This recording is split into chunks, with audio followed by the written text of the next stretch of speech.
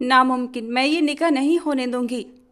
नानो की बात थी जैसे कोई एटम बॉम्ब थी जो नानो ने सर पर फोड़ दिया था। ये क्या कह रही हैं आप? खलील साहब भी परेशान हुए। अरे सीमा, अब याद नहीं? नानो ने उन्हें याद दिलाया तो उनकी आंखों से भी आंसू बहने लगे। ये बात वो भला कैसे भूल सकती थीं? उन्होंने पलटकर दानिया की माँ को देखा, जिन्होंने सिर नामे हिलाया।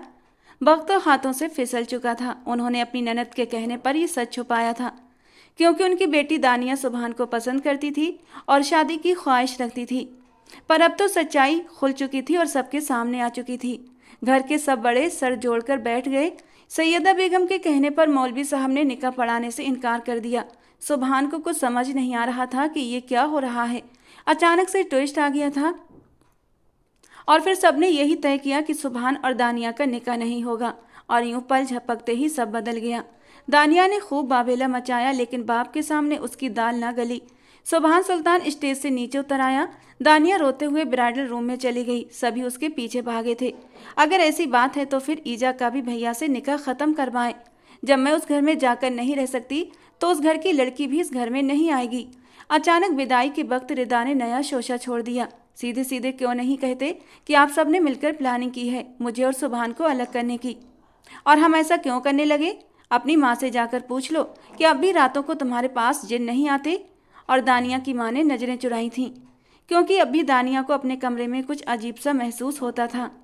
नानो ने गुस्से से पूछा। नानो के पूछने पर दानिया कहने लगी, ये सब झूठ है, वो तो मुझे सपने आते हैं, इसीलिए डॉक्टर ने कहा है इलाज के बाद मैं ठीक भी हो जाऊंगी। लेकिन आप लोगों ने ये सब इसलिए किया ताकि सुभान का निकाह उस लड़की से हो जाए। ये कम से लड़की भाग गई है ना आपके नवासे को, इसीलिए मुझे रास्ते से हटाया है आप सबने मिलकर। लेकिन मैं भी आप सबको बता दूं, किसी को माफ़ नहीं करूंगी। आप सबने मिलकर मेरा दिल तोड़ा है, खासकर अम्मा आपने। ऐसे मोड़ पर ला के मारा। दानिया मर गई है, अब सिर्फ एक बेजान वजूद को विदा कर रहे हैं। घर की इज्जत बचाने के लिए दानिया का निकाह दानिया की माँ ने अपनी सहेली के बेटे से कर दिया था, और वो भी दानिया को पसंद करता था, इसीलिए खुशी खुशी राजी हो गया। वो इन दकियानूसी बातों पर विश्वास नहीं करता था, क्योंकि वो खुद एक डॉक्टर था। दानिया कहते हुए ब्राइडल रूम से बाहर निकली तो नूरीन से टकरा गई। उसे जोर का धक्का देते हुए आगे बढ़ गई। वहाँ मौजूद सीमाब बेगम, रुबीना बेगम, खलील साहब, यूसुफ साहब और जावेद साहब के साथ ईजा, आर्यन और सुभान भी हक्का बक्का रह गए। आप सब ने मेरी बेटी पर जुल्म किया है, यूसुफ साहब दुख से कहते हुए बाहर निकल आए। आर्यन भी गहरा सांस भरता अपने अब्बा के पीछे गया। मेरी बेटी का दिल दुखाकर क्या मिला आपको? वो रोती हुई रुखसत हो गई, जिसकी आंख में हमने कभी एक आंसू नहीं आने दिया। उसे आपने रुला दिया, रुबीना बेगम ने अफसोस से कहा और बाहर आ गई। अरे ये पागल बागल तो नहीं हो गए जो इस तरह की बातें कर रहे हैं? जब मैंने सब कुछ अपनी आंखों से देखा है तो कैसे जानते बूझते अपने सुभान को मौत के मुंह में धकेल दूं? नानो ने अफसोस से सिर हिलाया। सभी अभी ये सब अंदर बातें कर ही रहे थे कि बाहर एक शोर उठा। सब बाहर भागे। बाहर निकलकर देखा तो दानिया जमीन पर गिरी पड़ी थी और पूरा हॉल कोहराम से गूंज उठा। आगे बढ़कर आर्यन ने बहन को उठाना चाहा, लेकिन उसका बेजान जिस्म देखकर उसे लगा कि उसके हाथ पैरों से जान निकल रही है। वो वहीं जमीन पर ढह गया। हाय, मेरी बच्ची मर गई, रुबीना बेगम ने मातम शुरू कर दिया। सुभान ने आगे बढ़कर उसकी नब्ज चेक की जो रुक चुकी थी, लेकिन अचानक वो गिरकर मर कैसे सकती थी? कोई चोट का निशान नहीं था, कोई खून नहीं बहा था, कुछ भी नहीं था। फिर वो मरी कैसे? ये एक रहस्य बन गया। सुभान ने सामने बेहोश बैठे आर्यन को देखा और फिर एक नज़र अपनी बहन पर डाली, जो दुल्हन बनी आंखों में आंसू लिए उसी को देख रही थी। पूरे शादी हॉल में अफरा तफरी मच गई थी। दानिया की मौत हो गई थी, लेकिन किसी को समझ नहीं आ रहा था वो मरी कैसे। सुभान पूरे हॉल के सिक्योरिटी कैमरे चेक करवा रहा था, लेकिन उसे कुछ नहीं मिला। दानिया चलते चलते अचानक सिर पकड़ते हुए लड़खड़ाई और जमीन पर गिर पड़ी, और फिर वो मर गई। ऐसा कैसे मुमकिन है? सुभान कंट्रोल रूम से बाहर आया तो बहुत परेशान था। आर्यन सुल्तान अपनी फैमिली के साथ बहन के बेजान वजूद को बाहों में उठाए हॉल के दरवाजे की ओर बढ़ रहा था। उसके चेहरे पर एक ठंडापन और दर्द था, जैसे सब कुछ तबाह और बर्बाद कर देगा। वो ईजा को छोड़ गया था, किसी ने भी उसे साथ ले जाना जरूरी नहीं समझा। सुभान अपनी फैमिली के साथ वहीं खड़ा रह गया। ईजा माँ के गले लगकर रो रही थी। सभी की आंखें अश्कवार थीं। आज दानिया को बिछड़े पूरा एक हफ्ता हो चुका था। पूरे घर में मातम छाया हुआ था। ईजा अपनी माँ के साथ आती थी, दिन भर रहती और शाम को वापस चली जाती। सबने जैसे इस फैमिली का बायकॉट कर दिया था। नूरीन एक बार फिर वहाँ नहीं जा सकी थी, ना उसे किसी ने जाने की इजाज़त दी। ईजा और सीमाब ने भी उससे बात करना कम कर दिया। वो सारा दिन अपने कमरे में रहती। अचानक एक रात उसकी खिड़की पर किसी ने जोर से दस्तक दी। वो घबराकर उठ बैठी। दस्तक बार बार हो रही थी। वो एकदम से बहुत ज़्यादा घबरा गई। धड़कते दिल के साथ खिड़की का पल्ला खोला तो वो शख्स एक चिट अंदर फेंक कर चला गया। नूरी ने जल्दी से खिड़की का पल्ला बंद किया और चिट को उठाकर देखा। उसमें लिखी तहरीर पढ़कर उसने गुस्से से अपनी मुट्ठियां भींच लीं और उस चिट को फाड़कर फ्लैश आउट कर दिया। अगले ही पल खिड़की फिर से बजी। वो घबराकर दरवाज़ा खोलती बाहर भागी। उसका रुख सीधा सुभान के कमरे की ओर था। वो बिना दस्तक दिए अंदर दाखिल हो गई। सुभान अभी अभी अपने स्टडी रूम से अपने कमरे में आया था। वो एक मीटिंग में था कि अचानक नूरीन उसके सीने से आ लगी। सुभान तो अपनी जगह सन्न रह गया। मुझे बचा लें एसपी भैया, मुझे बचा लें। वो डरी सहमी उससे लिपटी हुई थी, जबकि सुभान तो अपनी धड़कनों को ही नहीं संभाल पा रहा था। वो तो उसके सीने से ऐसे लिपटी थी जैसे अलग होना ही नहीं चाहती थी। हवा का गुजर भी मुमकिन नहीं था। नूरीन का नरम वजूद पल भर में ही सुभान के दिल की धड़कनें तेज कर चुका था। सुभान ने होश में आते ही नूरीन को खुद से अलग किया। नूरीन गहरे सांस भरती उसे देखने लगी। उसकी आंखों में ढेरों आंसू थे। सब ठीक तो है ना? आखिर हुआ क्या? हाँ नहीं, वो मेरे कमरे में, नूरीन ने टूटे फूटे शब्दों में कहा। तो सुभान बिना वक्त गवाए उसके कमरे की ओर भागा। आजकल वो गेस्ट रूम में रह रही थी क्योंकि सीमाब बेगम ने उसे ईजा के साथ रहने से मना कर दिया था, जिस पर नूरीन बिना कुछ कहे मान भी गई थी। उसे तो बस एक छत चाहिए थी जो यहाँ से बेहतर कहीं और मिल नहीं सकती थी। यहाँ तो कोई नहीं। सुभान ने हर तरफ देखा लेकिन कोई नहीं था। वो वहाँ खिड़की में, नूरीन ने इशारा किया तो सुभान ने अंदर बाहर सब जगह देख लिया लेकिन वहाँ कोई नहीं था। सिक्योरिटी गार्ड से कहकर भी सब तरफ चेक करवा लिया था पर किसी ने कुछ भी नहीं बताया। हर जगह से क्लियर जवाब आया था, तुम्हें गलत फहमी हुई है नूरीन, अब जाओ चुपचाप सो जाओ, आवाज़ ना आए अब तुम्हारी। वो उसे अब डांटने लगा तो नूरी ने सिर हिलाया और सुभान बाहर निकल गया। उसके जाते ही नूरी ने अपने आंसू पोंछे और दरवाज़ा बंद कर लिया। सुभान को नूरीन के कमरे से निकलते देख खलील साहब के दिल को एक जैसे झटका सा लगा था। वो जो बाहर खटके की आवाज़ सुनकर आए थे ये सब देखकर वापस अंदर चले गए। अब सारी रात उनकी सोचों में ही कटनी थी। ये क्या कह रहे हैं आप लोग? उन्होंने ईजा की रुखसती लेने से कैसे इनकार कर दिया? ईजा आर्यान भाई के निकाह में है, उन्हें ये सब करना जेब नहीं देता। सीमा बेगम के पूछने पर रुबीना ने आज उन्हें फ़ोन पर साफ जवाब दे दिया था और ये जवाब सुनते ही सुभान सुल्तान आपे से बाहर हो गया। बेटा फ़िलहाल तुम इन सब बातों को रहने दो, हम बड़े ही फैसला कर लेंगे। उनकी बेटी की डेथ हुई है, वो इतनी जल्दी तो भूलने वाले नहीं ना? जावेद साहब ने चश्मा उतार कर एक तरफ रखते हुए कहा। जब सब पता था आपको फिर आपने मेरा रिश्ता क्यों किया वहाँ पर? अगर पहले दिन से ही ये सब कुछ उसके दिमाग में न डालती तो आज ये नौबत ना आती। और दानिया, सुभान ने दुख से बात अधूरी छोड़ दी। मेरी मर्जी से नहीं हुआ, तुम्हारी फूफी की ख्वाहिश थी कि दानिया की शादी तुमसे हो, वो तुम्हें पसंद करती थी और बस गलती हो गई जो बचपन की उससे उसकी बीमारी को मैंने नज़रअंदाज कर दिया था क्योंकि मैं इन बातों को नहीं मानती थी। लेकिन तुम्हारी नानी किसी भी कीमत पर ये निकाह नहीं होने देती, ये बात भी मैं जानती थी, इसीलिए उनसे छुपाया था। सीमाब बेगम कहते कहते रो पड़ी। अब इसमें रोने धोने वाली बात क्या है? जो होना होता है वो सब अल्लाह की मर्जी से होता है। अल्लाह ना चाहे तो एक पत्ता भी नहीं हिल सकता। अब इस बात को कुछ दिनों के लिए रफा दफा कर दो। जितना ज़्यादा जोर लगाओगे उतनी बात बिगड़ेगी। थोड़ा वक्त गुजरने दो, मैं खुद आर्यान से बात करूँगा। वो समझदार लड़का है, वो कोई ऐसा फैसला नहीं लेगा जिससे हमारी बच्ची के साथ ज्यादती हो। जावेद साहब को आर्यान पर पूरा भरोसा था, जबकि वो नहीं जानते थे कि वो उनकी उम्मीदों पर खरा उतरेगा भी या फिर उनकी उम्मीदों को तोड़ देगा।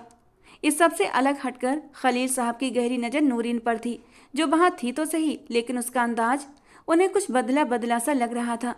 जब वो यहाँ आई थी तब और तरह का अंदाज था, आज उसके अंदाज में एक बदलाव सा महसूस कर रहे थे। वो ये भी नहीं जानते थे कि वाकई ऐसा कुछ है भी या नहीं, या फिर उनका वहम है। लेकिन जो कुछ भी था उन्हें नूरीन के हाव भाव कुछ बदले बदले से नजर आ रहे थे। कुछ तो रहस्य था जो नूरीन की पर्सनालिटी में छिपा हुआ था और जो किसी को नजर नहीं आ रहा था, यहाँ तक कि सुभान सुल्तान को भी नहीं।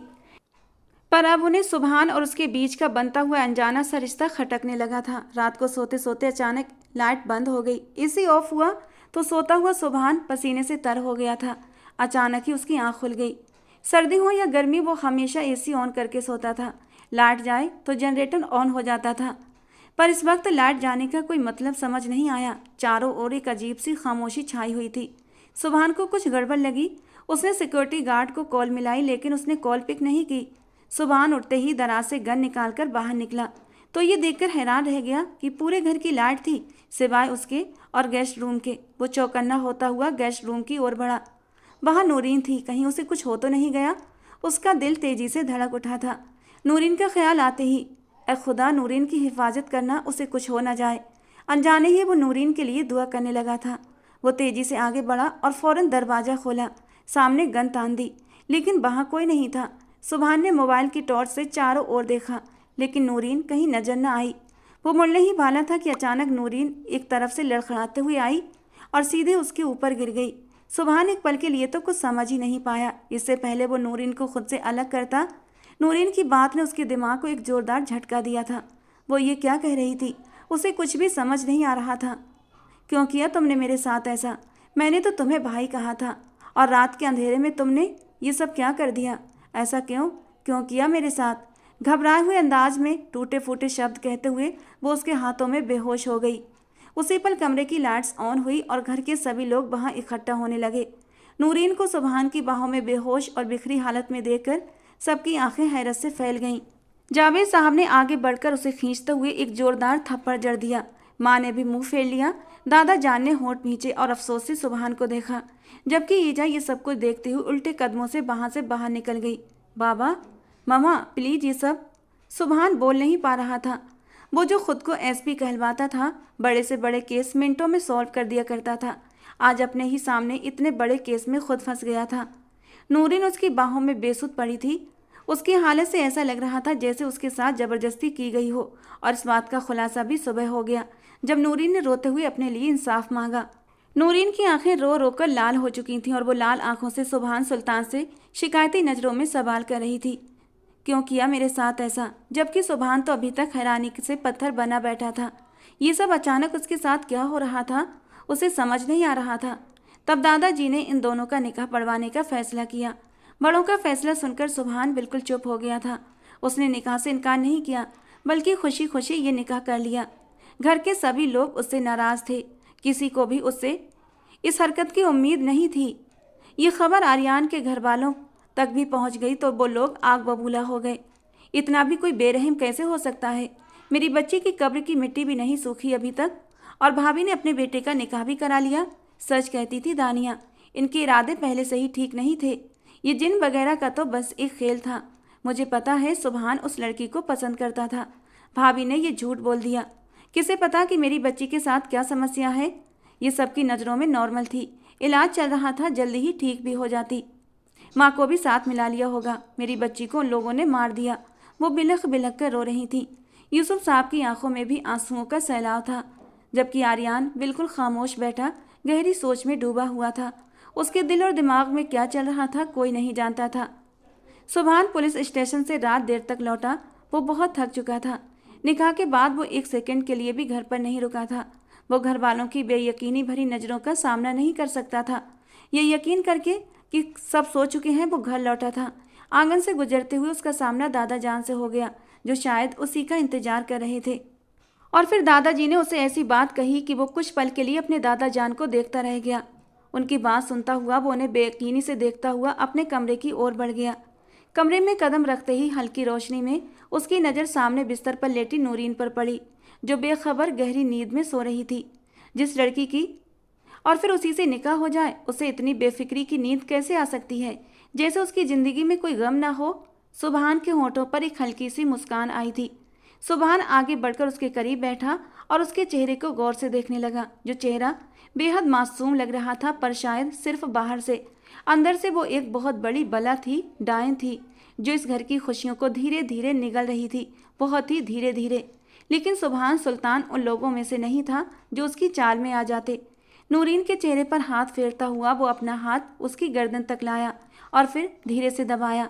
अचानक ही नूरीन की आंख खुल गई। उसने घबराकर सुबहान को देखा, जो उसके ऊपर झुका हुआ था और उसकी गर्दन पर अपनी पकड़ धीरे धीरे मजबूत कर रहा था। नहीं सुबहान, क्या छोड़ो मुझे। वो एकदम से हकलाने लगी और दोनों हाथों से अपनी गर्दन छुड़ाने की कोशिश करने लगी। रिलैक्स जान, रिलैक्स, कुछ नहीं कर रहा। सुबहान ने अपने दोनों हाथ पीछे कर लिए। नूरीन घबराकर बैठ के किराउन से जा चिपकी। सिर्फ गर्दन का नाप ले रहा था। फांसी का फंदा तैयार करवाना है ना। वो अपनी जगह से उठते हुए पानी गिलास में डालने लगा। फांसी का फंदा?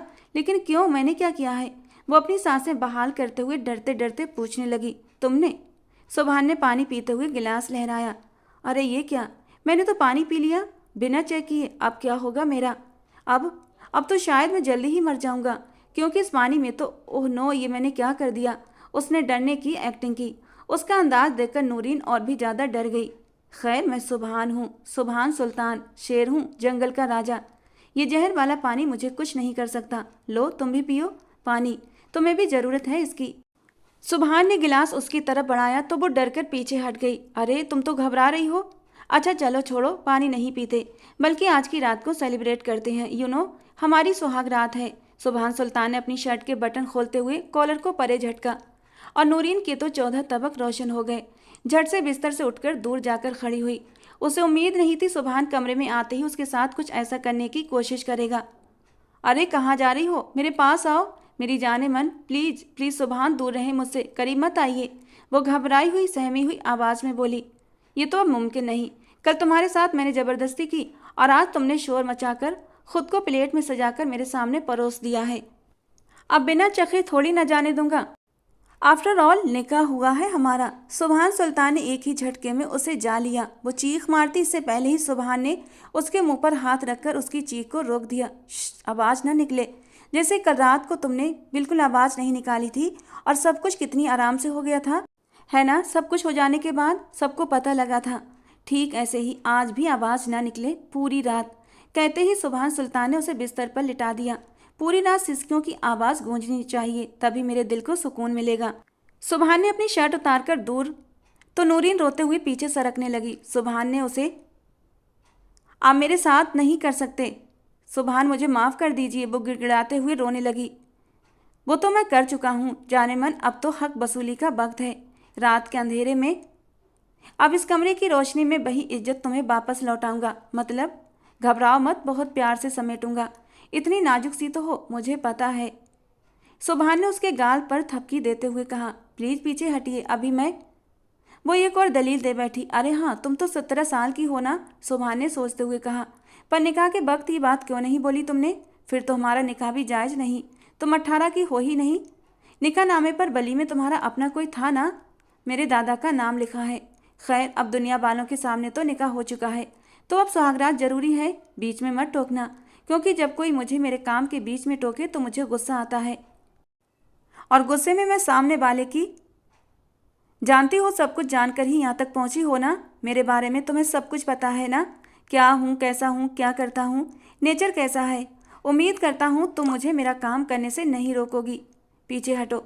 अचानक से नूरीन ने उसके पेट में जोर से अपनी कोहनी मारी और उसे पीछे धक्का दे दिया। उसकी पकड़ हल्की थी, उसने खुद ही उसे छोड़ दिया। वो दूर खड़ी रो भी रही थी और हंस भी रही थी। तुम्हें क्या लगता है तुम इस्तेमाल करके फेंक दोगे और मैं चुपचाप अपना इस्तेमाल होने दूंगी? जिस तरह वो बोल रही थी सुभान चुपचाप सुन रहा था।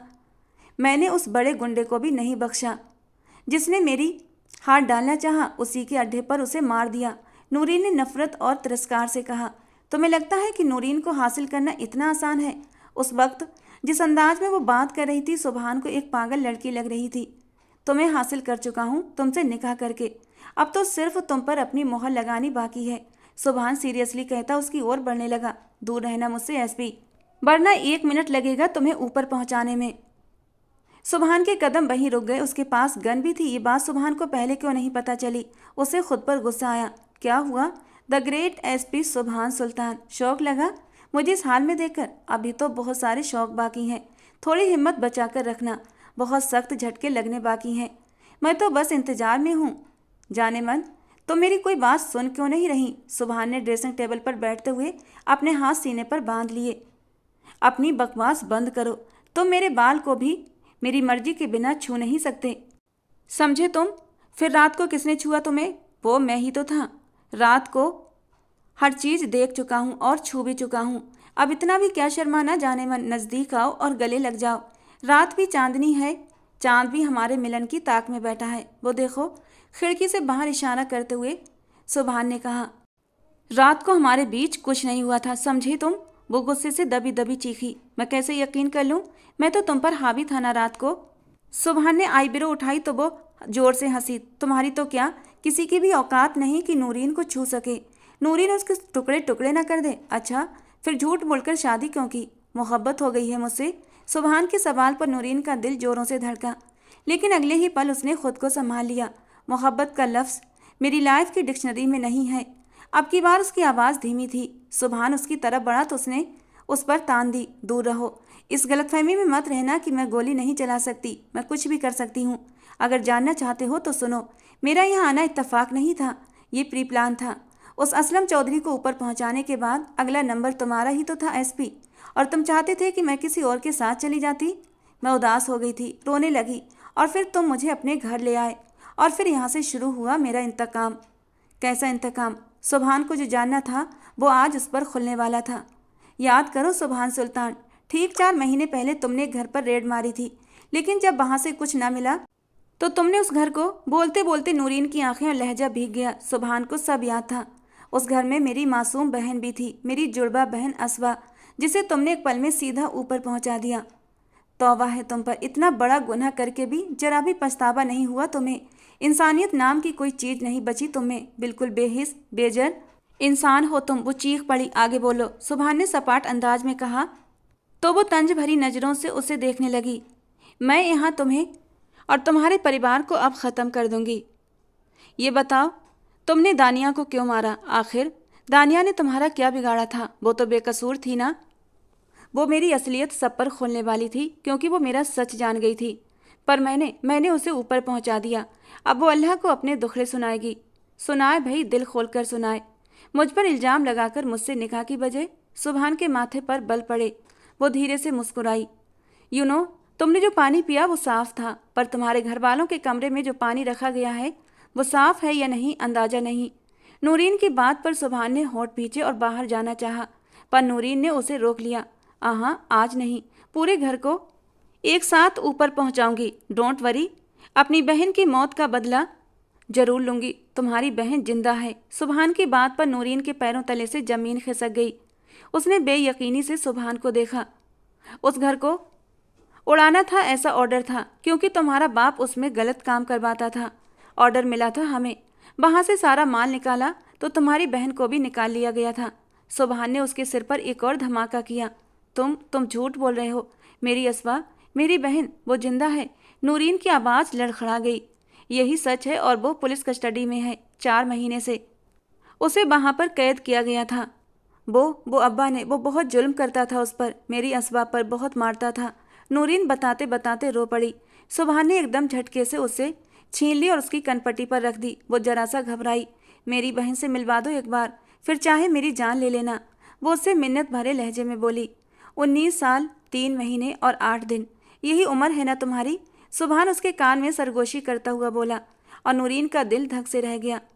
मेरे घर में असवा की हमशक्ल अपनी मर्जी से नहीं बल्कि मेरी मर्जी से आई थी। सुभान की बात पर नूरीन ने पलटकर उसे देखना चाहा, लेकिन उसके हाथ की पकड़ बहुत सख्त थी। तुमने मुझसे कहा दूध वाले के रूप में तुम्हारा बाप आया है धमकी देने, और मैंने यकीन कर लिया। सुभान ने उसे पूरी तरह अपने काबू में किया हुआ था कि वो हिल भी नहीं पा रही थी। तुम्हारा यहाँ आना तुम्हारी नहीं, मेरी मर्जी से हुआ था। अब वक्त है इस रिश्ते को निभाने का। सुभान ने उसका दुपट्टा उतारते हुए धीरे से एक तरफ रखा। उसके होठों पर झुकते ही उसने नूरीन को बेबस कर दिया। उसके हाथ हथकड़ी में जकड़े हुए थे। वो उसके हाथ सिर के पीछे पिन करते हुए उसे अपनी पकड़ में ले गया। बिन बादल बरसात में दोनों भीगते चले गए। चौदहवीं का चांद भी उनके मिलन को देखता बादलों की ओट में शर्माकर चुप हो गया था, जबकि अब कमरे में एक गहरी अर्थपूर्ण खामोशी की गूंज में हल्की हल्की मदहोश सिसकियां गूंज रही थीं। सुबह आँख खुली तो वह बस एकटक छत को ताके जा रही थी। सुभान ने जिस तरह उससे अपना हक लिया वो चाहकर भी कुछ नहीं कर पाई। रात को तरस खाते हुए उसने उसकी हथकड़ियाँ खोल दी थीं, लेकिन वो भाग नहीं सकती थी, और भागकर जाना भी कहाँ था उसे तो बस असवा से मिलना था, अपनी जुड़वा बहन से जो सुभान की कस्टडी में थी। उसी की खातिर ही तो उसने अपना आप हारा था। सुभान ने उसके ऊपर अपना भारी बाजू रखा हुआ था कि वो हिल भी नहीं सकती थी। उसे तो अब सांस लेना भी दूभर हो गया था। बहुत आराम से उसका बाजू हटाना चाहा तो सुभान ने उसे उसी बाजू से खींचकर अपने और भी करीब कर लिया। नूरीन के दिल की धड़कन ने फिर से रफ्तार पकड़ी। रात भर सुभान उसे अपनी शिद्दतों से रुलाता रहा और अब उसकी गर्दन में मुंह दिए अपनी तपिश भरी सांसें उस पर छोड़ रहा था। कहाँ जा रही थी? गंभीर लहजे में पूछा। आपने रात जो किया, आपको उस पर शर्मिंदगी नहीं? एक तन्हाई के लम्हों को आपने गुजारा, जबकि मैं तो आपकी बहन की। वो आंसू रोकते हुए बोली, तुम्हारे लिए इससे बढ़कर और क्या सजा हो सकती थी? और वैसे भी अभी तो ये आगाज है तुम्हारी सजा का। वो उसे अपने करीब करता, उसके ऊपर आता, फिर से उसे अपनी पकड़ में ले गया। मुझे आपकी दी हर सजा मंजूर है एसपी, प्लीज़ मुझे मेरी बहन से मिला दो।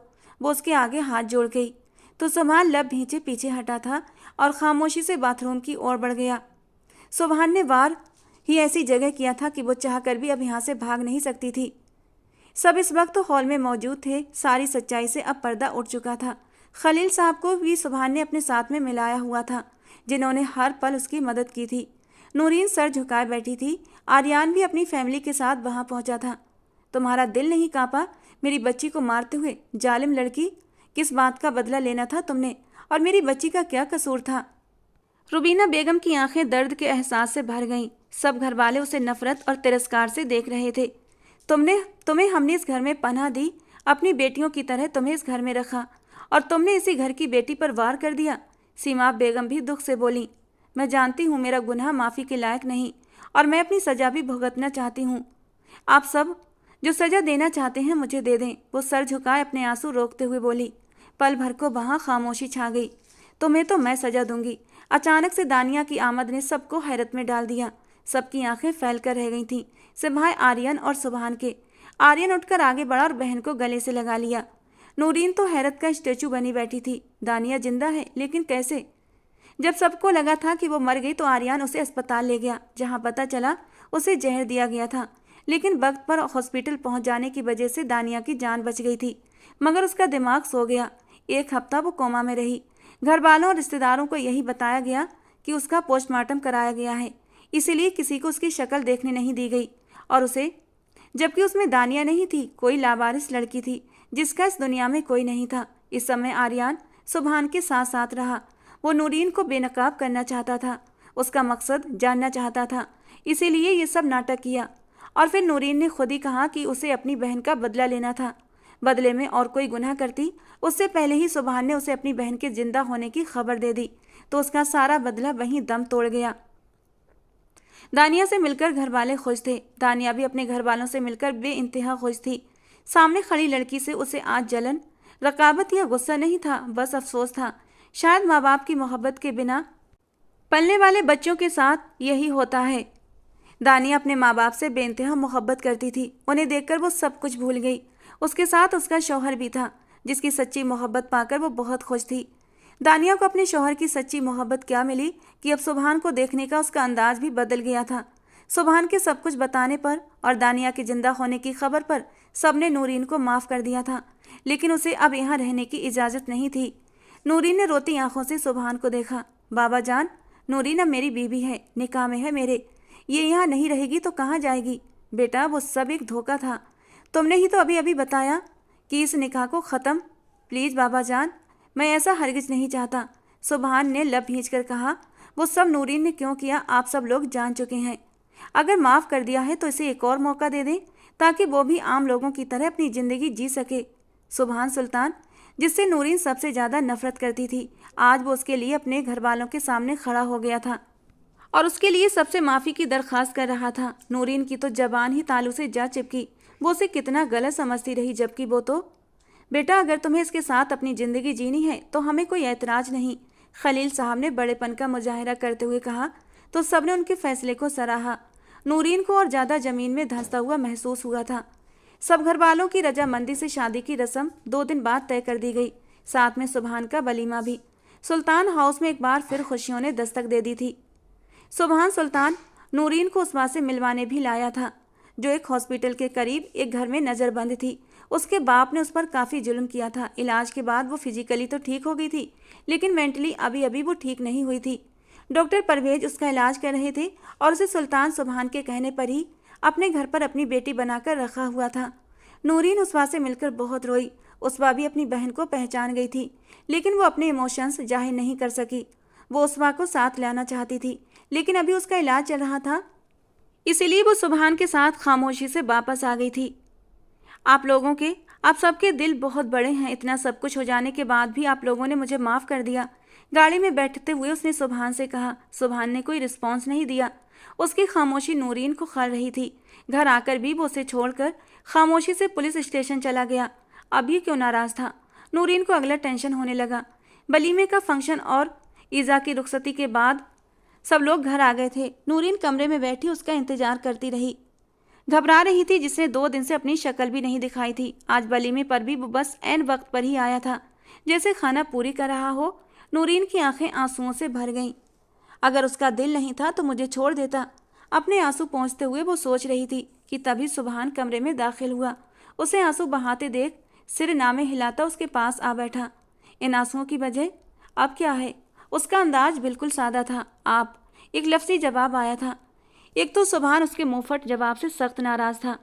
लेकिन अभी तो मैंने आंसू देने वाला कोई काम नहीं किया। उसकी शरारती बात पर दुल्हन बनी नूरीन का चेहरा एकदम गुलाल हुआ। आपकी बेरुखी की बात कर रही हूँ। सबसे माफ़ी ले ली मेरे लिए, लेकिन खुद माफ़ नहीं किया। वो सिर झुकाए बोली, तुम्हें मेरी माफ़ी चाहिए या मोहब्बत? सोच लो। वो उसे खींच कर खुद के करीब करता गया। दोनों की नज़रों का पल भर में टकराव हुआ। दोनों बेख्तियार नूरीन के लबों से निकले शब्द ने सुभान को मुस्कुराने पर मजबूर कर दिया। वो लाइट ऑफ करता, शिद्दत से उसके लबों पर झुकता उसके दिल की धड़कनें तेज कर गया।